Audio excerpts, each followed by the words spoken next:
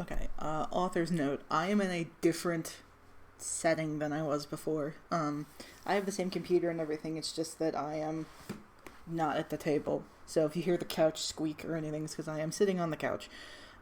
So there is that. This chapter just got done, so I'm going to be reading this and then go from there. Okay. Chapter 10. It wasn't even midday by the time that both teams had started their journey back to Misa by way of Gladetown and Winding Woodland. The town's setup was much like Misa's, although smaller, and had no path leading south to somewhere else. As they cut through the center of it, they happened to pass many shops, one of which was still empty. That should be like...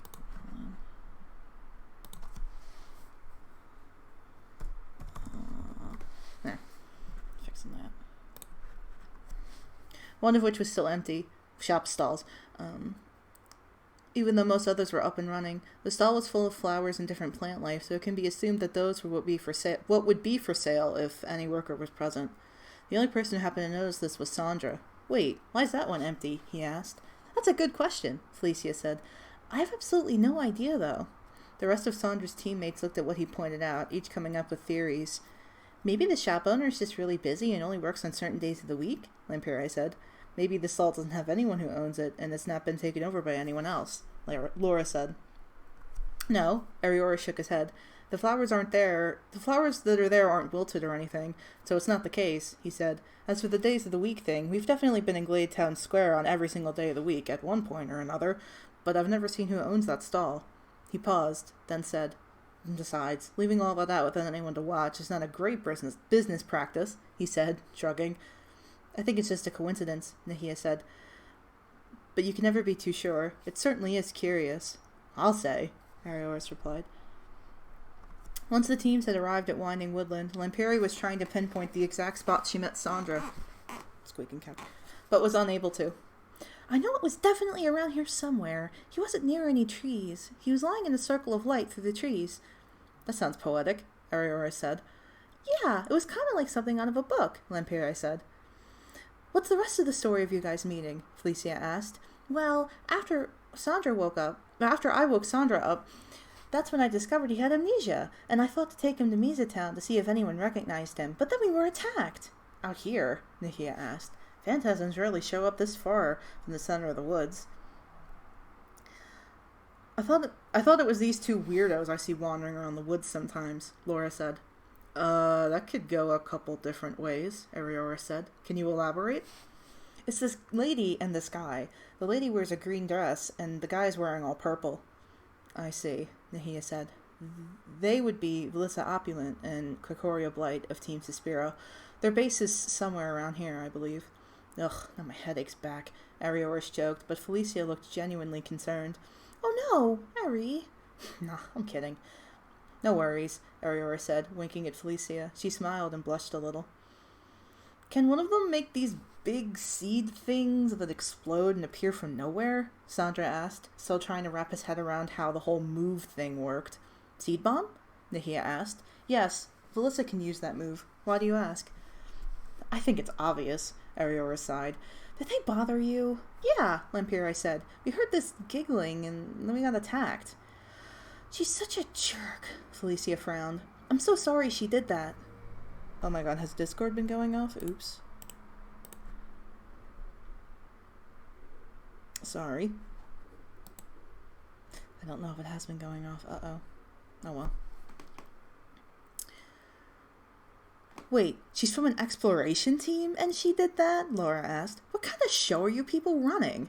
Nahia thought about it for a moment, sighing slightly. "Team Suspiro, they're an interesting case." He paused, trying to formulate his thoughts. "They're an exploration team, yes, and they have done good deeds, but I don't know, don't give them too much credit," Ariora said. Felicia wasn't sure what to say, visibly, so she kept to herself. "Their leader is a little lost in life, misguided. He does good things for the wrong reasons," Nahia explained. "And then there's times where he just does bad things for little reason," Ariora said, "or lets his teammates get away with bad things, like apparently antagonizing children for no reason." "That's really surprising me too, Ari," Felicia said. "This feels like a new low." Nahia sighed. "There's no use in gossiping about it, I suppose. I'm just I'm so sorry that happened, truly, and I'm glad neither of you were hurt. Lempiere nodded, seemingly fine with his response. Sandra wasn't quite sure what to think. Currently, he was still trying to read the room, to see if he could glean anything from Tima Coconut's expressions that may give him more insight into what they were talking about. Aren't we going to tell anyone that the team is basically going rogue whenever they want? Laura asked. That's not quite it, but Nahia began before being cut off by Arioris. Wait, shh, stop talking for a second, Arioris said.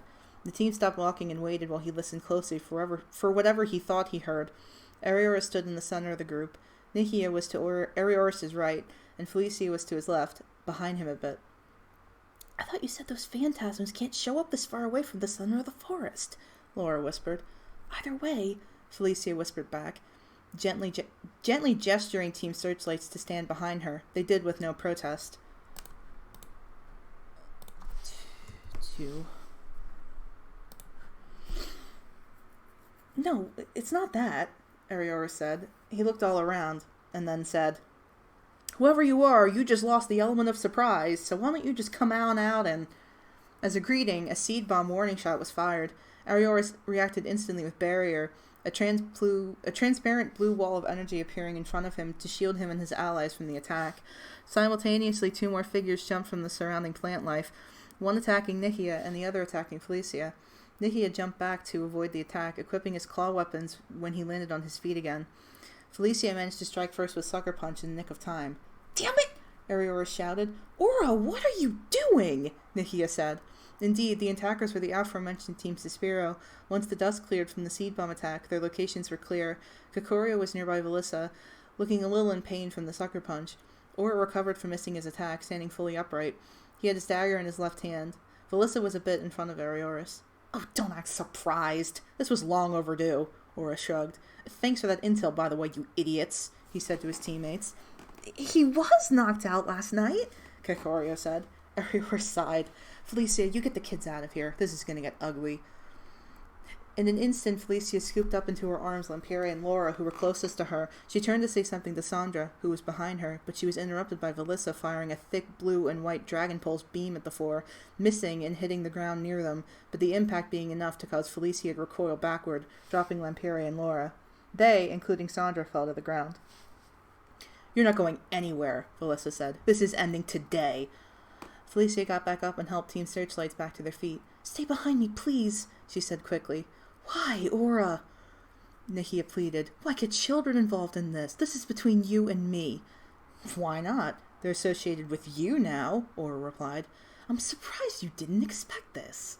This is insanity, Aura said. Even though he knew he couldn't get Aura to stand down, he pleaded regardless. Aura opened his mouth to say something, but he was cut off. Are we just going to talk them into submission, or... Velissa said, agitated. Aura smirked. Of course not. Now, since she's getting bored, how about we get this started? He launched a thick stream of fire from his free hand at Nahia, who dodged the flamethrower. Did I mention he had his... I feel like I didn't read that.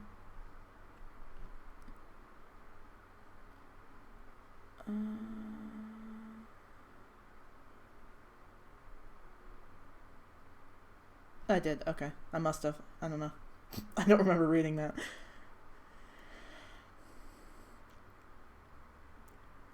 Nahia, who dodged the flamethrower.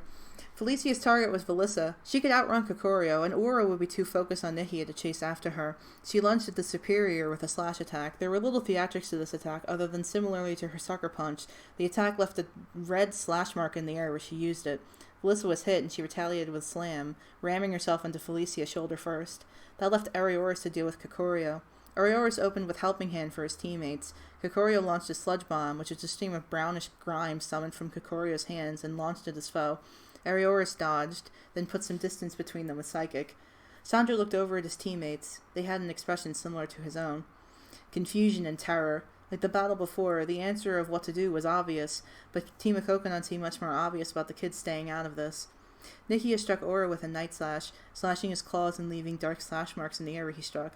Aura unflinchingly hit back with Fury Cutter, which consisted of 2 quick slashes of his dagger consecutively. Author's note, that's how Fury Cutter works in Pokemon Mystery Dungeon. Not sure the status of how aware you are of that, but Yeah, that's how Fury Cutter works. It doesn't work like that in the remake, interestingly, but in the first, like in Time, Darkness Sky, and the original Blue and Red Rescue Team, that's how Fury Cutter works, so just figured I'd point that out. Both attacks hit. Velissa readied another Dragon Pulse, but Felicia struck first with Sucker Punch. The recoil of the attack caused Velissa to stop the attack, and it's repetitive. She instead struck back with Leaf Tornado, summoning a gust of wind with many small, sharp leaves inside of it to strike Felicia. She covered her face to prevent being cut there. Any attack Kokorio threw at Arioris was either dodged or blocked with barrier. Not that it seemed to agitate the Arbok that much. He just kept on trying.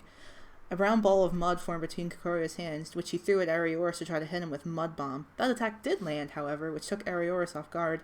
He used Dark Pulse, a wave of dark energy firing at from all around him.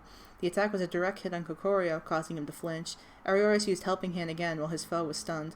Author's note, Helping Hand works different in PMD also. It gives your allies a flat attack and special attack boost, I want to say. Maybe speed. I don't remember. I don't think it's a spectrum boost. I know for a fact it's attack and special attack, but that's how it works in PMD, so that's how it works here. The battle between Nikia and Aura raged on, getting more aggressive by the second. Nikia's attacks, instead of having their usual precision, were looking sloppier and less calculated. His eyes were fiery with hatred, much like Aura's. The Viper grinned. No matter how much you say otherwise, you really haven't changed, Aura said. You hate me, and nothing will ever change that. I don't hate you, I just hate the things you do, Nikia replied. The look in your eyes tells me you want to kill me. You can just admit that's what you're thinking, Aura said. Nikia let out a frustrated scream, but gave no further reply. He attacked with Aerial Ace. Aura used Fury Cutter, the second strike slashing Nikia's messenger bag off of him. Laura poked the shoulders of her teammates. Do we jump in? I think I could take that stupid snake guy, she said. No, I know what to do, Lampere said. Stay close. Sandra and Laura took a step closer to her. Watch out! Lampere shouted, getting the attention of teams of Kokonon and Suspiro. As they looked over, black smoke started to appear around her, soon covering the whole battlefield in a haze. And almost immediately, all anyone could see was pitch black in front of them. What the shit? Aura shouted. But boss, I can't see! Kokorio cried. No one can! Velissa said. Failing to see Aura in front of him anymore cleared Nikia's thoughts, so he said, Is everyone all right? Yep, just fine over here, Ariora said. I think it's just haze. I'm fine. Don't worry about me, Felicia said, though she was quickly devising a plan as the confusion was going on. Taking full advantage of the situation, she turned to where she remembered Velissa to be standing before. She fired Hypnosis, putting her hand out and firing a beam of 2 circles at her target. Normally the beam is slow-moving and thus easy to dodge, but in the low visibility, she figured it would connect. Sure enough, Velissa was completely blindsided and hit the ground with a thud, fast asleep. Who was that? Aura asked. Velissa? Kokorio said. Team Searchlight stayed absolutely still and said nothing, hoping Felicia would come over for them. Sure enough, she did. She picked up Laura and Lampere like last time and ran off. Sandra, stunningly, was able to keep up with her. Wait, they're trying to get away, Aura shouted. One of you two do something! Kokorio, being the only active member of his team able to fulfill that request, knew he had to think fast. He quickly tried to remember where Felicia was standing in all this, then realized maybe he should attack where Team Searchlights were, or maybe where they might be now? Completely unsure, but not wanting to be ineffectual, he fired a sludge bomb off into the darkness, hoping it would connect. It certainly did, but not with whom he expected it to. Nikia cried out, struck by the attack. Immediately something was off about it to him. The burning that came with the hit didn't leave. In fact, it only got worse, spreading from his shoulder where he was hit to the rest of his body. He knew something was terribly wrong as his head began to spin. Did you find him? Kokorio said. No, that wasn't me, Aura said. The haze cleared at this point, so what exactly happened was clear. Team Searchlights and Felicia were nowhere to be found. Velissa was passed down on the ground still from hypnosis. Nikia was currently in a half-kneel, clutching his head with one hand and his chest with the other. His breathing was labored. Oh my god, Ariora said, immediately knowing what was wrong. Aura saw this display and his eyes widened with terror. He glared at Kokorio, screaming, What did you do? You sludge bomb? So now you've poisoned him? Oh, I'm sorry. Arioris looked for wherever Nikia's satchel ended up. It was a bit away from him, to the northwest of where the Zangoose was standing. He inched closer to it, trying to keep his distance from Nikia at the same time. Seeing Arioris approach, Nikia yelled, "Arioris, stay back, please! I don't want to hurt you!" He tried desperately to keep his mind from becoming jumbled. Due to being poisoned, his toxic boost ability was activating, which caused all conscious thought to be replaced with pure instinct. The edges of his vision were blurring, and his heart rate picked up to double time. Every second he knew, he was losing more and more of himself to his ability's sheer power. "I know, big guy, I know," Arioris said calmly. I'm over here. Don't mind me at all, really." He stepped closer to the satchel. It was a direct beeline from where he was. Slowly, he slid the bag closer to him with Psychic. Out of the corner of his eye, he saw Aura and Kokorio trying to escape by backing away from the battlefield slowly. Arioris lifted his other hand to keep the two still with Psychic. This is your problem as much as it is mine." Aura and Kokorio were stopped in their tracks. They were held in such a tight grip that Aura was unable to begin a Night Slash attack to break the Psychic hold. "If we make it out of this," Aura said to Kokorio, "I'm gonna kill you!" "I'm sorry," was about all Kokorio could manage to squeak out in response. "Arioris!" Nikia cried out in a strained voice. "Whatever you're doing, please just stop and run." "Not a chance. You'd never hurt me. Don't forget that," Arioris said, trying to move the satchel closer and keep Aura and Kokorio still with Psychic. Doing both simultaneously was proving to be too much for Arioris. He knew he had to prioritize one or the other, but both had repercussions. He decided to take a third option. He, in one quick motion, slid the satchel over to himself, while also keeping Aura and Kokorio held in place. Arioris cried out in pain from the endeavor, falling onto one knee. Aura, in that split second of mental distraction, used Night Slash, hitting nothing but the dark energy of the attack, breaking him free from the Psychic. This caused further pain to Arioris, who passed out from the strain.